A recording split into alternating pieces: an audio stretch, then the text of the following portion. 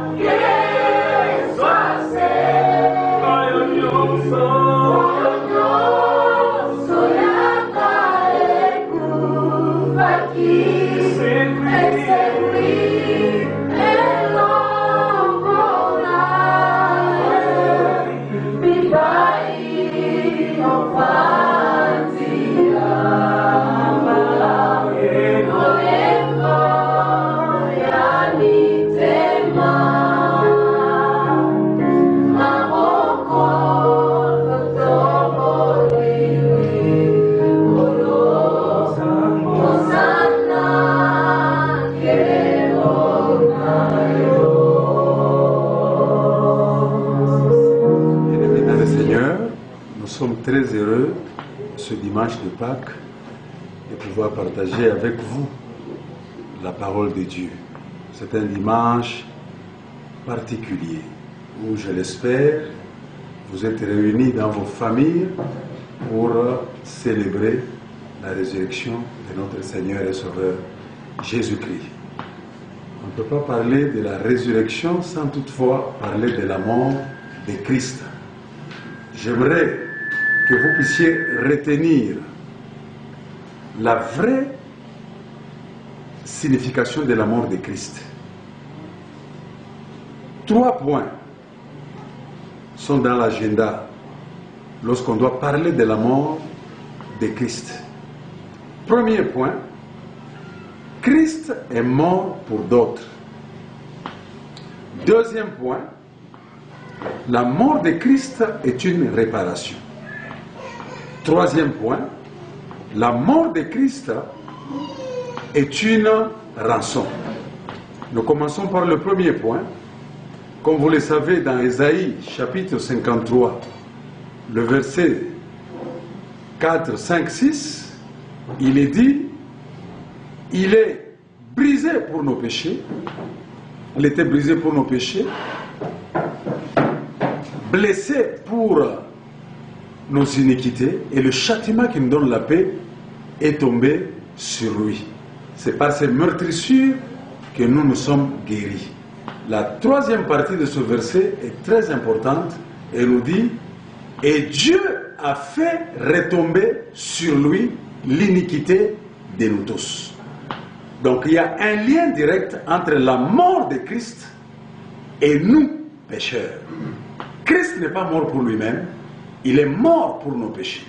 Chaque fois qu'on parle de la mort de Christ, pense à tes péchés. Pense que c'est une mort substitutive. Christ est mort pour moi. Christ est mort pour toi. Christ a pris ma place. Christ a pris ta place. Il est écrit, Christ est mort pour nos péchés. Donc Christ n'était pas mort pour lui-même. Christ n'était pas mort pour ses propres péchés. Lui était juste, Christ est mort pour nous. La mort de Christ, ce n'était pas pour lui-même. Christ est mort pour les pécheurs. Christ est mort pour nous. Deuxième élément pour parler de la vraie signification de la mort de Christ, c'est une réparation. Ou comme vous le savez, notre Dieu est saint. Chaque fois que nous péchons, nous offensons Dieu et nous outrageons sa sainteté. Et pour réparer ces torts, c'est la mort de Christ qui pourvoit, qui fournit cette réparation. Chaque fois que nous pensons à la mort de Christ, pensons que Christ est venu réparer notre relation avec Dieu, une relation qui était brisée. C'est une très bonne nouvelle lorsque quelqu'un d'autre vient réparer la relation que toi tu as brisée. Lorsqu'on parle de la réparation, on voit la réconciliation. Lorsqu'on parle de la réparation, on voit l'apaisement de la sainte colère de Dieu. Lorsqu'on parle de la réparation, on voit que les conflits entre nous et Dieu, à cause de nos péchés, ont été ôtés. Lorsqu'on parle de la réparation, on voit la communion avec Dieu. Lorsqu'on parle de la réparation, on voit l'apaisement entre nous et Dieu, parce que Dieu était en colère contre nous. Lorsqu'on parle de la mort de Christ, sa vraie signification, c'est que Christ est venu réparer une relation qui a été brisée. Troisième élément, lorsqu'on parle de la mort de Christ, retenez que c'est une rançon. Une rançon, c'est le prix qu'on paye pour libérer un prisonnier. La Bible déclare que Christ est venu dans ce monde pour donner sa vie en rançon. lorsqu'on parle de la mort de Christ, vois que c'est la rançon que Christ a payée pour te libérer, toi qui étais prisonnier de Satan, prisonnier de la mort, prisonnier de la perdition, prisonnier de l'enfer, prisonnier du péché. Christ a pourvu à ça en donnant sa mort. Lorsque nous lisons dans Romains chapitre 1er, le 4e verset, vous allez suivre la lecture. Qu'est-ce qui est dit là-bas? Nous lisons la parole de l'Éternel, de notre Seigneur Jésus-Christ. Est déclaré Fils de Dieu avec puissance, selon l'Esprit. Christ est déclaré Fils de Dieu avec puissance, selon l'Esprit de sainteté, selon l'Esprit de sainteté, pour sa résurrection d'entre les morts. Par sa résurrection d'entre les morts.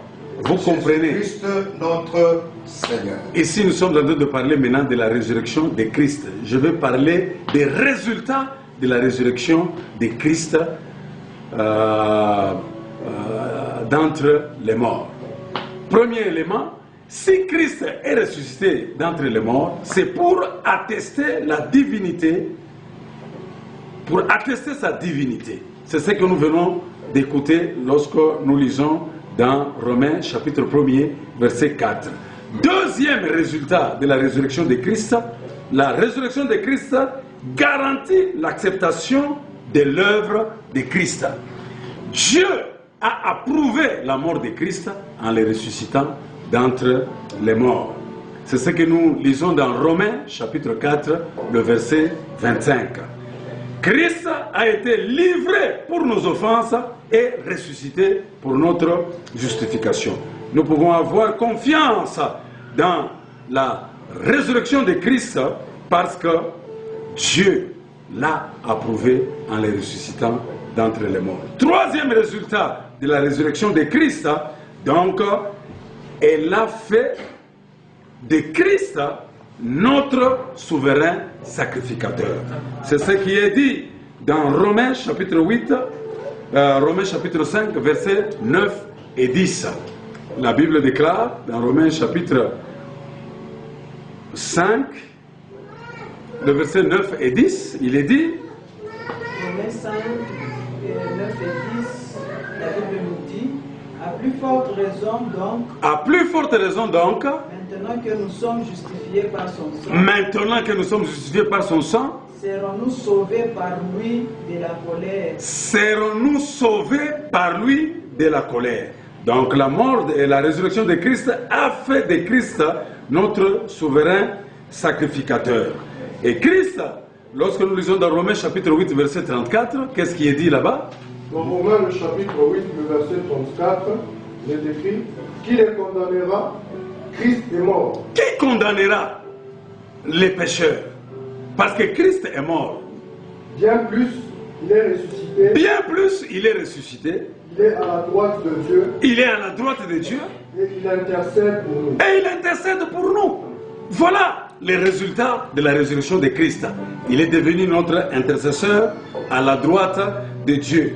Quatrième point, lorsqu'on parle du résultat de la résurrection de Christ, elle assure de nombreuses bénédictions additionnelles.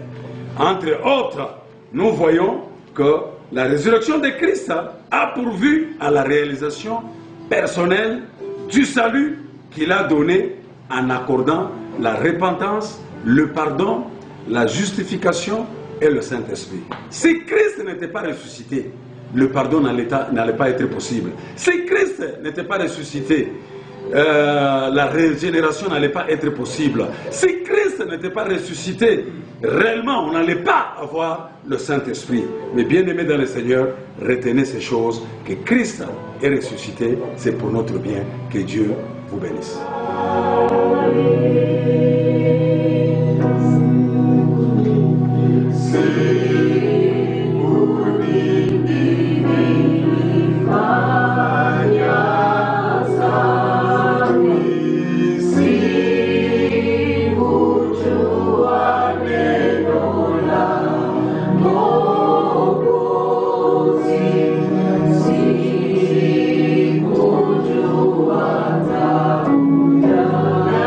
Yeah.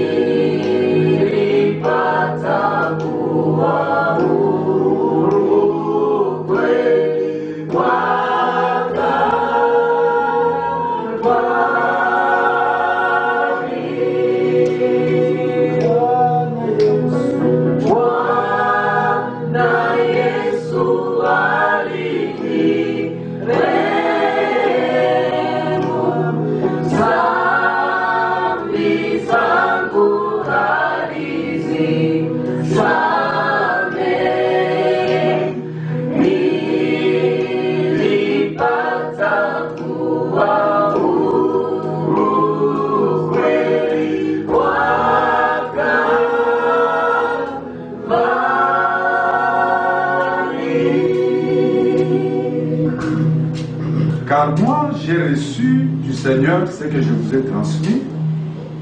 Le Seigneur Jésus, dans la nuit où il fut livré, prit du pain, et après avoir rendu grâce, le rompit et dit, ceci est mon corps qui est rompu pour vous, faites ceci en mémoire de moi.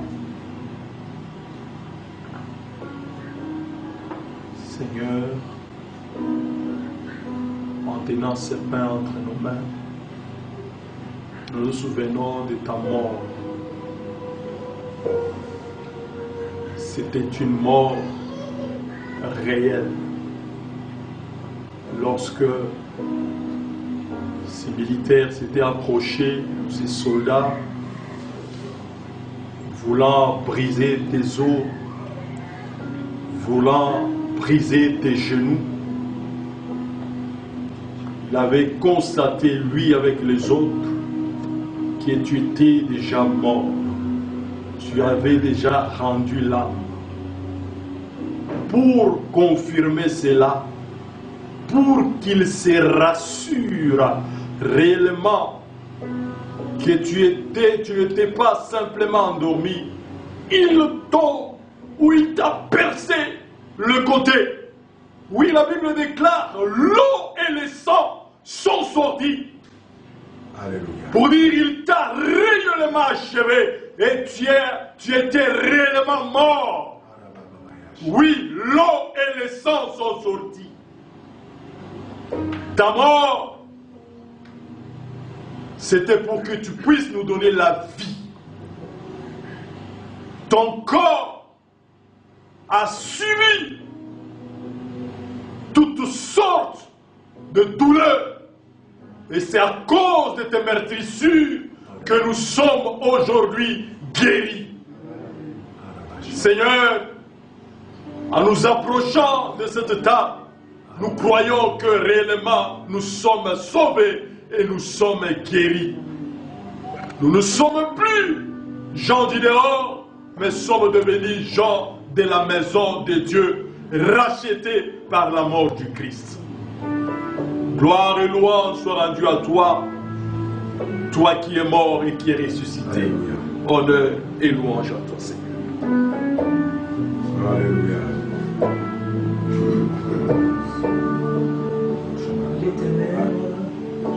Les ténèbres ont reculé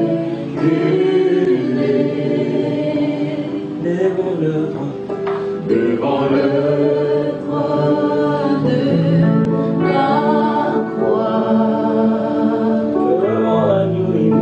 devant l'agneau immolé,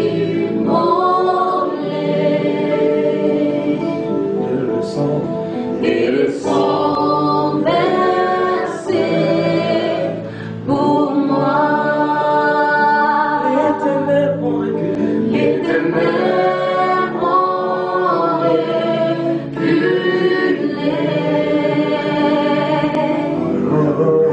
devant l'œuvre de la croix, devant l'agneau immolé, devant l'agneau immolé, et le sang versé pour moi.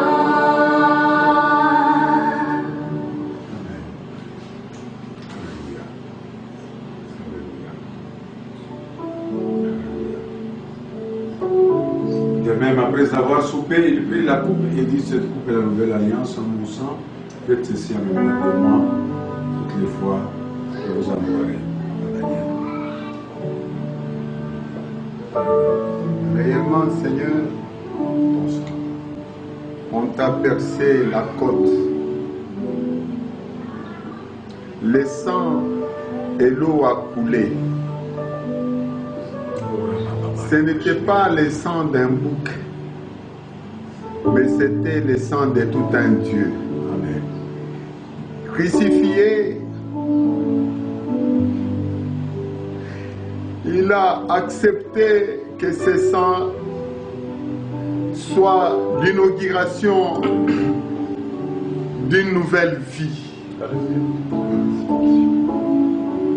En rapport à l'ancienne vie qui était rompue, Seigneur, tu as versé ce sang pour que mon frère, ma soeur, puisse être réconcilié avec Dieu.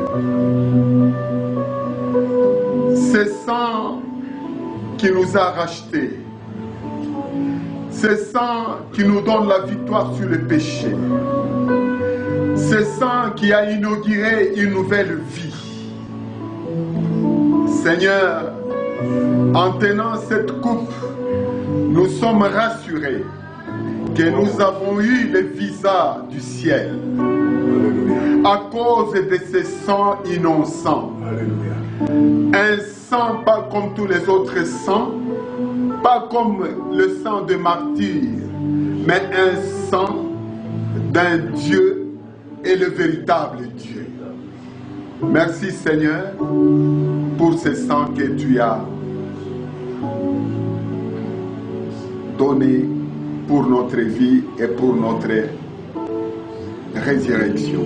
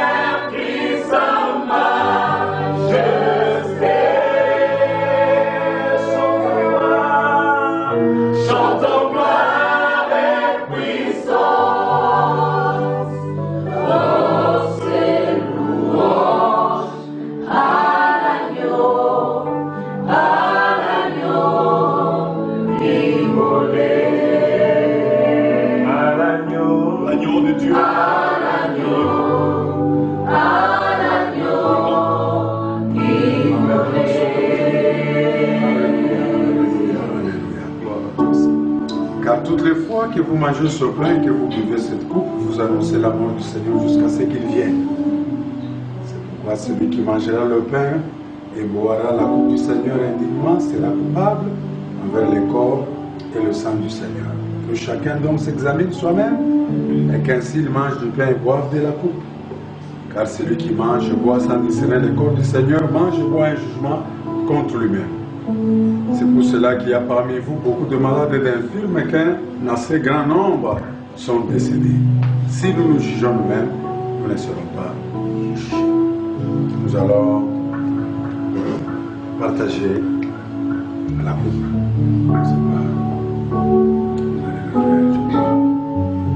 Je vais maintenant prier pour vous. Jésus qui a pourvu au péché, il a pourvu aussi aux conséquences du péché. La maladie a été guérie. La mort a été vaincue. Maintenant, j'aimerais que vous puissiez exercer votre foi pendant que vous serez en train de prier pour vous. Si vous êtes malade, vous pouvez vous tenir debout pour exprimer votre foi dans le Seigneur qui est mort et qui est ressuscité d'entre les morts. Prions. Éternel mon Dieu, dans le nom puissant et merveilleux de notre Seigneur Jésus-Christ, je viens avec mes bien-aimés frères et sœurs qui sont malades, quel que soit le nom de leur maladie.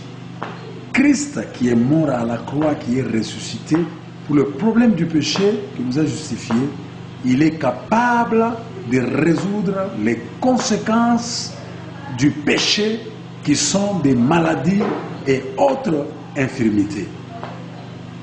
Exercez maintenant votre foi, recevez la guérison de la part de notre Seigneur Jésus.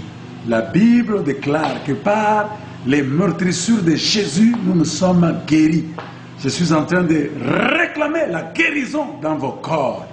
Vous avez droit à la guérison au nom de Jésus. Quel que soit le nom de la maladie, quel que soit le nom de l'infirmité, quel que soit le nom de la faiblesse dans le corps, le nom de Christ a mis tout à genoux. J'aimerais que ce nom-là soit mis à genoux au nom de Jésus. Recevez la guérison, recevez la guérison, recevez votre délivrance au nom de Jésus. Jésus qui a payé le plus, il payera aussi le moins. Il va résoudre le problème ou les conséquences du péché qui sont les maladies. Recevez la guérison au nom de Jésus. Recevez la guérison au nom de Jésus.